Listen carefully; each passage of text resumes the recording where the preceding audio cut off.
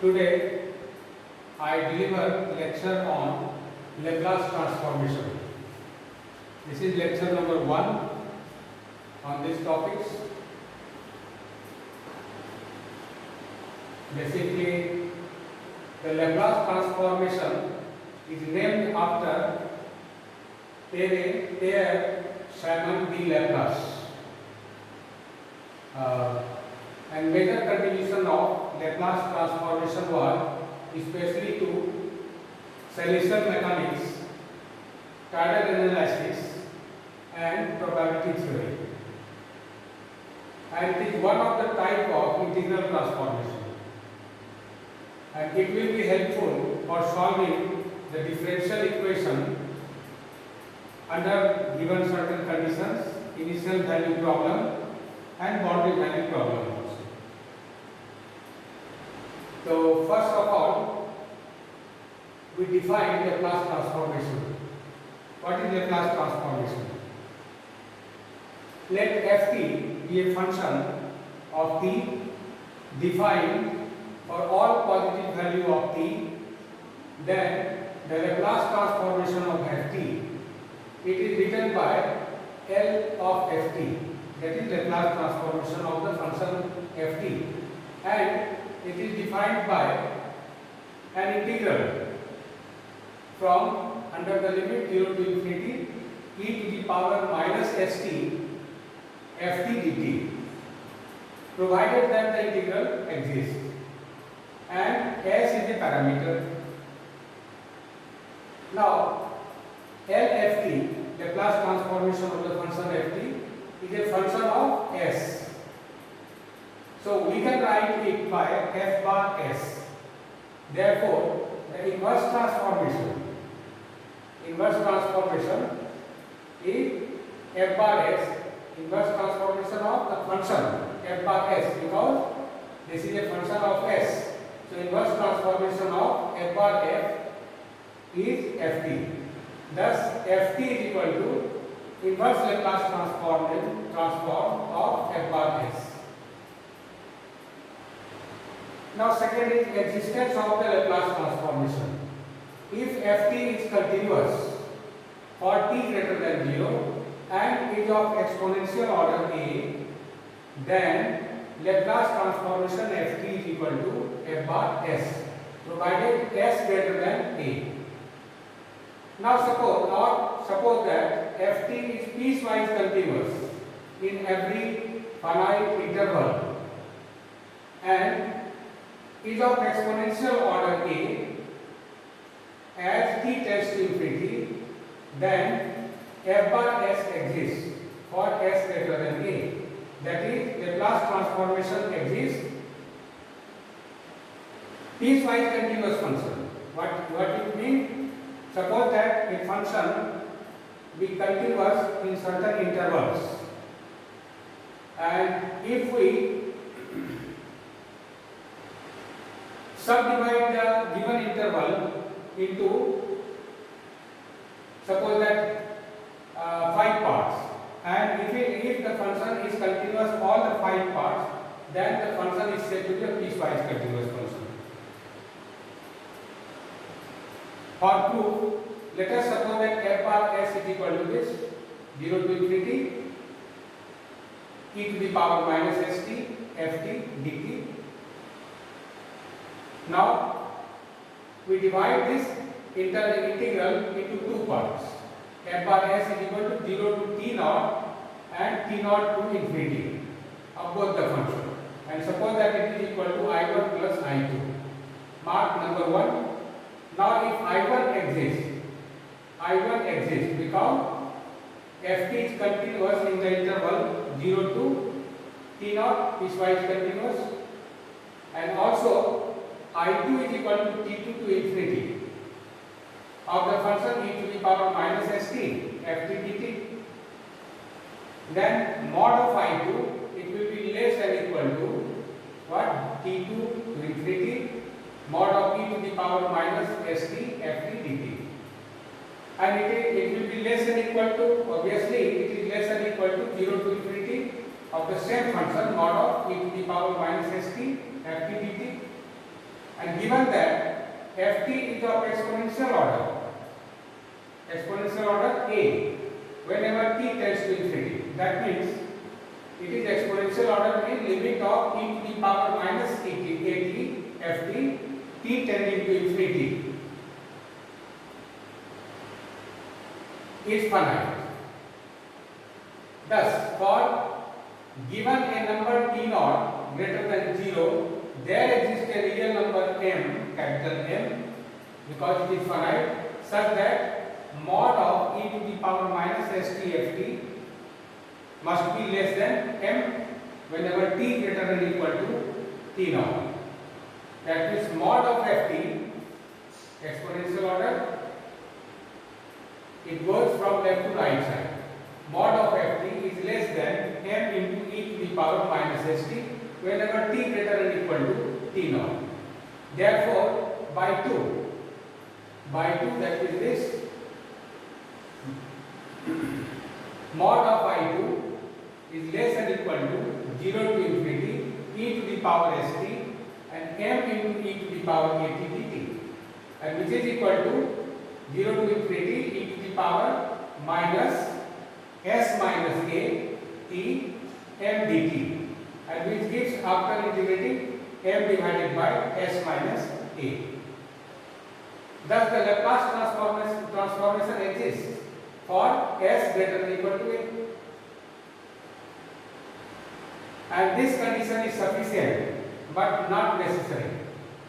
Now some important elementary transformations, that is transformation of some elementary functions. First example is, suppose that ft is equal to 1, then by definition L1 is 0 to infinity e to the power minus st and ft is 1, so it is 1 dt. It is equal to, integration is minus 1 by s integration e to the power minus st 0 to infinity, and after putting the value of the limit we get 1 by s. Since limit of a to the power x is equal to infinity whenever a greater than 1, so this becomes 0 because e to the power minus st and the value of e lies between 1 by e to the power st and value of e lies between 2 to 3. So a is greater than 1, therefore it is infinity. 1 by infinity is 0, that is 0 minus a. Second thing is ft is equal to t to the power n. Then by definition, Laplace transformation of t to the power n is equal to 0 to infinity e to the power minus st t to the power n dt, and then by definition of gamma function it is gamma of n plus 1 divided by s to the power n plus 1, where n is equal to 0, 1, 2 and so on. But this is equal to factorial n divided by s to the power n plus 1. And third one is, whenever ft is equal to e to the power at, then by definition of Laplace transformation, e to the power minus at is equal to 0 to infinity e to the power minus st e to the power at dt. And both functions have the same base, so add power, that is e to the power minus of s minus at dt, and after integration it gives 1 upon s minus a for s greater than a. Fourth example, let ft is equal to sin at, then by Laplace definition of Laplace transformation, L sin at is equal to 0 to infinity e to the power minus st, and ft is here sin at, so sin at dt. Now integrate this. Integrating, we get e to the power minus st divided by this into this. You can calculate this by integrating by parts. We get this result, and which gives a divided by s square plus a square and s greater than 0. Similarly, we can calculate the Laplace transformations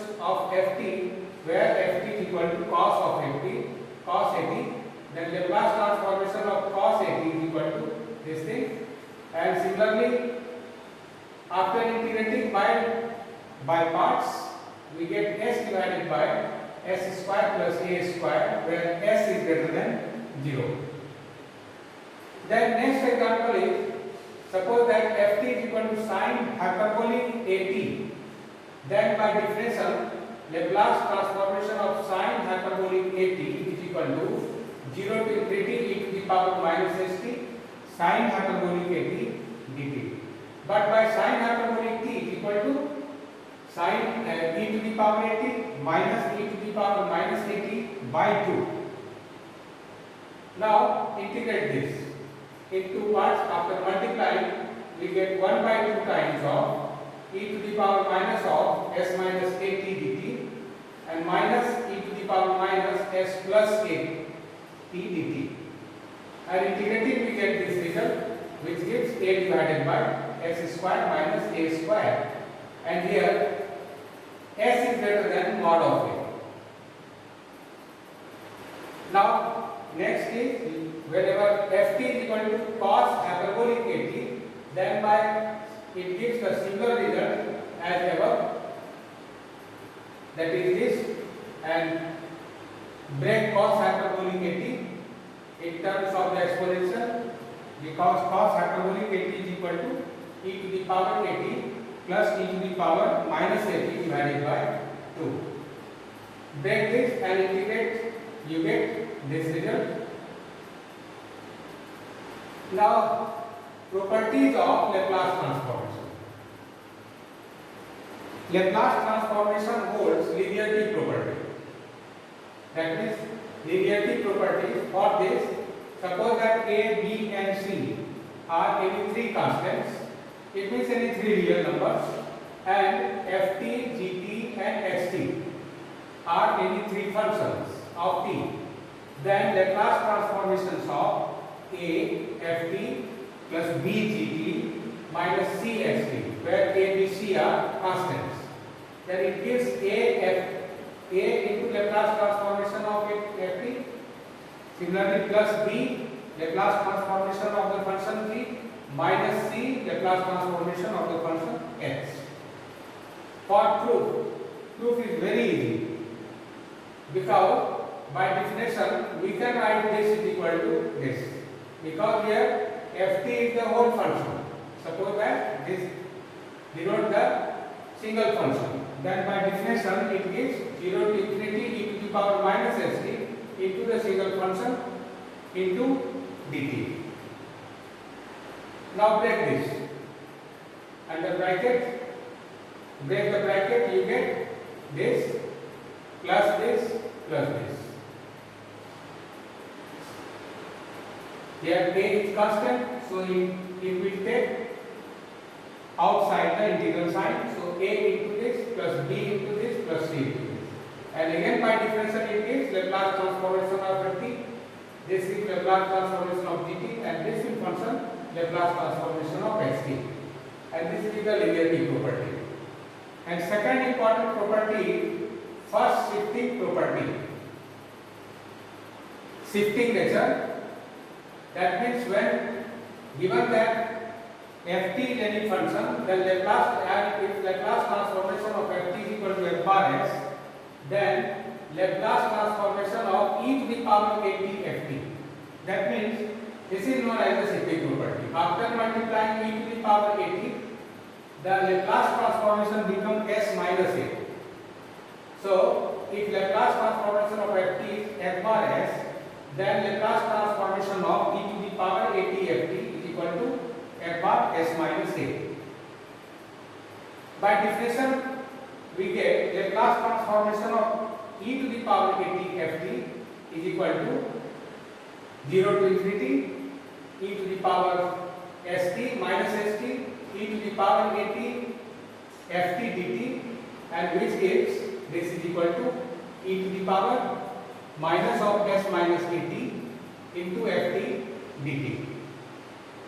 And suppose that s minus a is equal to r, then it will equal to 0 to infinity e to the power minus rt ft dt, and this is equal to by definition f bar r and r is equal to s minus a, so it is f bar s minus a. Thus, if f bar s be the transformation of ft, then transformation of e to the power at ft can be obtained by simply replacing s by s minus a, and we get f bar s minus a. This is first shifting theorem. Second shifting theorem or second translation, or it is also known as Hepside's shifting theorem. If Laplace transformation of ft is equal to f bar s and gt is equal to, suppose that ft minus a when t greater than a and is equal to 0 when t lies between 0 to a, then Laplace transformation of gt is equal to f e to the power minus of as f bar s. For proof, by definition, Laplace transformation of gt is equal to 0 to infinity e to the power minus st gt dt, and it is equal to 0 to a and a to infinity. Break this integral in two parts, and this will equal to 0 from this, because whenever t lies between 0 to a, here we change this integral, we break this integral into two parts, because here a is the point of singularity. Function is defined as whenever t greater than a and t lies between 0 to a. So break this integral into two parts, and for gt, for this interval 0 to a, it is equal to 0, and the remaining integral is this, and gt is equal to f of t minus a. So write gt is equal to f t minus a. Now putting t minus a is equal to u, then dt is equal to du, and limit of the integration, that means this, whenever t is equal to a, then u is equal to 0, t is equal to infinity, then u is equal to infinity. Therefore, Laplace transformation of gt, now it becomes 0 to infinity e to the power minus of st, and t is equal to u plus a, fu du, and this is constant because here variable is u. So e to the power minus sa is constant, so it gets outside from integral sign. E to the power minus sa, integration 0 to infinity e to the power minus fu du, and by definition it gives f bar s. So it will equal to e to the power minus sa f bar s. Therefore, Laplace transformation of gt is equal to e to the power minus sa f bar s. This is the important property of Laplace transformation. Now, what is the application of first shifting property? Since here you know that Laplace transformation of 1 is equal to 1 by s, which we have already proved earlier. Here Laplace transformation of 1 is 1 by s. Then now using the Laplace transformation, we can find Laplace transformation of 1 is 1 by s. Then Laplace transformation of e to the power at, ft e to the power at. Then using the first shifting theorem, we get simply s is changed into s minus a. So Laplace transformation of e to the power at is equal to 1 upon s minus a.